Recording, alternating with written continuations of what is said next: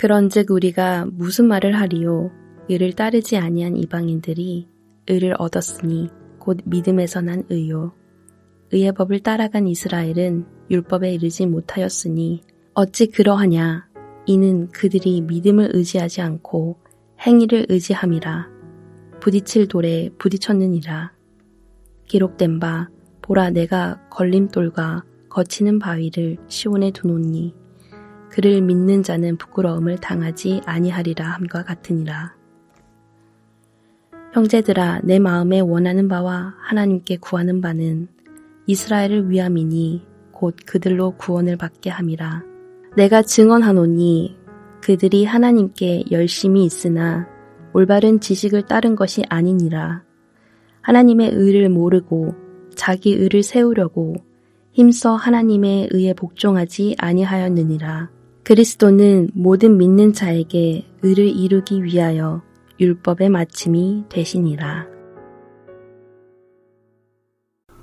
오늘 본문은 그런즉 우리가 무슨 말을 하리요? 라는 말로 시작합니다.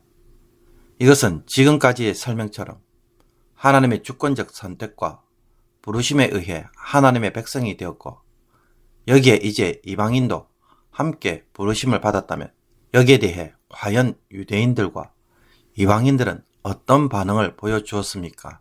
라는 질문입니다. 율법을 몰라서 그 의를 따르지 못했던 이방인들은 예수님을 믿음으로 의롭다함을 받았습니다.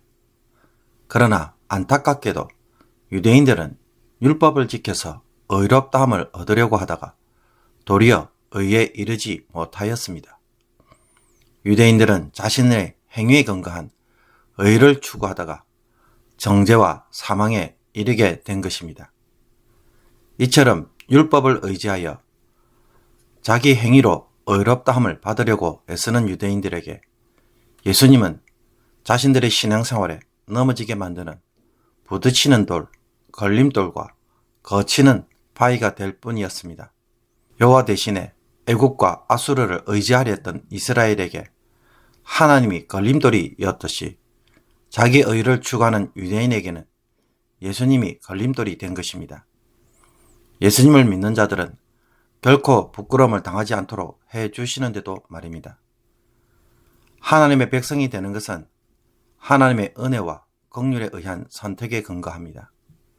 사람의 혈통이나 행위에 따라 이루어지는 것이 아닙니다. 그러므로 사람이 하나님을 믿고 따르는 것에서 의롭게 되고 구원이 있습니다. 이것을 율법의 행위를 통해 의를 추구하고 구원을 받으려고 한다면 할 수 없는 일을 하는 것입니다. 바울에게 예수 그리스도를 믿는다는 것은 무엇입니까? 예수님의 은혜나 구속으로 인해 전에 할 수 없었던 도덕적 완벽함을 다시 이루어 보겠다는 것이 아닙니다. 말 그대로 예수님을 신뢰함으로 따라가는 삶의 방식이 예수님을 믿는다는 말의 의미입니다. 예수님과의 관계가 중심이지 나의 도덕적 행위나 완벽한 삶이 중심이 아닌 것입니다. 예수님과 나 사이의 관계가 정말 신뢰하는 관계로 깊어져 가는 것이 새로운 신앙생활의 핵심입니다. 왜냐하면 우리가 이루어야 할 완벽한 순종과 의는 예수님이 이미 다 이루셨기 때문입니다. 하나님은 우리를 종과 주인의 관계가 아닌 아버지와 아들처럼 사랑의 관계로 부르셨는데 유대인들은 여전히 종과 주인의 관계로 살아가고자 했던 것입니다. 유대인들을 향한 바울의 간절한 소원과 기도는 유대인들이 구원을 받는 것인데 유대인들이 이처럼 잘못하게 된 이유는 무엇일까요? 바울은 하나님께 열심히 있으나 올바른 지식에 따르지 않았기 때문이라고 말합니다. 하나님의 의를 모르고 자기의 의를 세우려고 애쓴 것입니다. 그러다 보니 결과적으로 하나님의 의에 복종하지 않고 대적하는 셈이 된 것입니다. 예수 그리스도는 모든 믿는 자에게 의를 이루기 위해 율법의 마침이 되었습니다. 즉 율법이 요구하는 것을 성취함으로 더 이상 요구할 것이 없게 만들어 버렸습니다. 그래서 자기의 의를 통해 자기 안에 있는 자들, 즉 믿는 자들에게 의를 나눠줄 수 있게 하셨습니다. 이것은 내가 아닌 예수 그리스도가 율법의 모든 의를 성취하셨다는 말입니다. 그런데 내가 해야 할 일이 있는 것입니까? 없는 것입니다. 이제부터 내가 해야 할 일은 율법의 의를 이루려고 또다시 달려가는 것이 아니라 그리스도 안에 있기 위해 그리스도를 믿고 따르는 삶의 방식에 어렵다함을 누리고 그 결과를 체험하는 것입니다. 이와 반대로 유대인들은 뭔가를 반드시 지켜야 한다는 강박증이 있고 도덕적 완벽함을 추구하다 보니 율법을 문자적으로 해석할 수밖에 없는 엄격함에 집착하게 됩니다. 또 그렇게 하지 않으면 타협한 것처럼 보이니까 점점 율법을 세밀하게 나누고 말도 안 되는 해석과 적용까지 하는 상황에 이르게 되었습니다. 그러나 주님을 믿고 따르는 삶은 어떻습니까? 무슨 일을 어떻게 해야 할지 엄격한 율법적 규정에 따르지 않습니다. 대신에 주님을 따르는 삶을 살기에 주님이 원하시는 것이 무엇인지에 대해 더 깊은 관심을 가집니다. 율법은 주님의 마음이 어떤 것인지 판단을 하는데 영적인 통찰력을 주고 지침을 제공하지만 절대적 기준이 아닙니다. 주님이 절대적 기준입니다. 베드로가 욥바에서 가죽을 세공하는 모두장이 시몬의 집에 머물고 있을 때였습니다. 베드로가 지붕에 올라가 기도를 하는데 환상을 보았습니다. 환상 속에서 하늘이 열리며 큰 보자기가 내려오는데 땅에 있는 각종 네 발 가진 짐승과 기는 것과 공중에 나는 것들이 그 속에 있었습니다. 그때 하늘의 음성이 들리면서 베드로야 일어나 잡아먹어라 라고 하였습니다. 그러나 베드로가 보기에는 먹을 수 없었습니다. 그것은 속되고 깨끗하지 않는 짐승들이었기 때문입니다. 율법의 정결법에 어긋나는 짐승들이었습니다.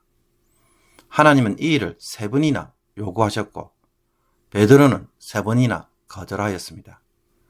그런 후에 하늘로 보자기가 올라갔습니다. 하나님은 이스라엘 백성들에게 정결법을 주셨지만 지금 베드로에게 그 율법과 반대되는 행동을 요구하셨습니다. 여기서 왜 하나님은 율법을 주셨다가 이제는 율법을 어기는 일을 하도록 하시는지 우리는 이해가 되지 않습니다. 그러나 이 상황에서 베드로가 해야 할 일은 무엇이었습니까? 3번이나 먹으라고 했고 베드로는 여기에 순종해야 했습니다. 베드로는 율법에 따라 행할 것이 아니라 이제부터는 하나님의 음성에 따라 순종하는 일을 해야 했습니다. 지금 베드로에게 일어난 말도 안 되는 행동을 보십시오. 율법은 따르면서도 하나님에게 불순종하는 모습이 과연 맞는 것입니까? 율법을 어길지라도 하나님에게 순종하고 따르는 것이 예수 그리스도 안에서 하나님이 원하시는 삶이고 믿음 생활입니다. 이제는 율법에 매여서 사는 것이 아니라 하나님에게 매여서 사는 방식이 더 중요하다는 것입니다. 이 삶을 살기 위해서는 예수 그리스도와 깊은 인격적 교제와 사랑의 관계를 맺어가는 것이 중요합니다. 우리는 오늘도 하나님의 말씀대로 살았다, 못 살았다고 하면서 좀 더 도덕적으로 착한 사람, 좀 더 완벽한 신앙의 사람처럼 행동하려고 합니다. 그러나 이제는 질문을 바꿔야 합니다. 주님이 무엇을 하기를 원하시는가? 이것이 주님에게 영광이 되는가? 이런 질문을 하고 살아가야 합니다. 내가 하고 싶은 것이 기준이 되지 못하고 아무리 좋은 것도 주님이 원하시 않으면 내려놓을 줄 아는 것이 주님과 교제하는 모습입니다. 주님이 모든 것의 기준이 되기 때문입니다. 남자가 여자를 사랑하게 되면 그 순간부터 모든 행동의 기준은 여자가 되는 것처럼 그렇게 사는 것이 사랑의 교제이고 믿음의 삶입니다. 나는 돼지고기를 먹으면 소화가 잘 안 되는데 여자가 너무너무 좋아하면 어떻게 합니까? 기꺼이 먹으러 갑니다. 사랑하니까요. 이 결정이 믿음의 삶입니다. 오늘 이렇게 살기를 원합니다. 오늘 우리는 이렇게 살아서 믿음으로 난 의를 누리고 그 의를 통하여 하나님의 복을 누리는 귀한 주의 백성이 되기를 축복합니다. 기도드리겠습니다. 믿음의 주여 또 온전케 하시는 주님, 우리가 이제는 정말로 주님과 사랑의 교제를 하는 사람이 되게 하여 주옵소서. 주님 때문에 살고 주님 때문에 죽을 수 있는 사람이 되게 하여 주옵소서. 율법을 통해 나의 행위로 의를 추구하는 것은 내려놓게 하옵소서. 자유하게 하옵소서.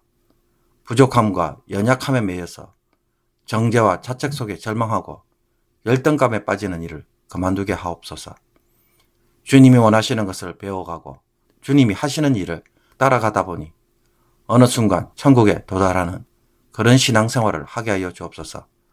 우리의 마음에 자유와 주를 사랑하는 마음이 오늘도 풍성하게 하여 주옵소서. 주님을 더 사랑하기를 원합니다. 주의 음성을 더 크게 들려주옵소서. 예수 그리스도의 이름으로 기도하옵나이다. 아멘.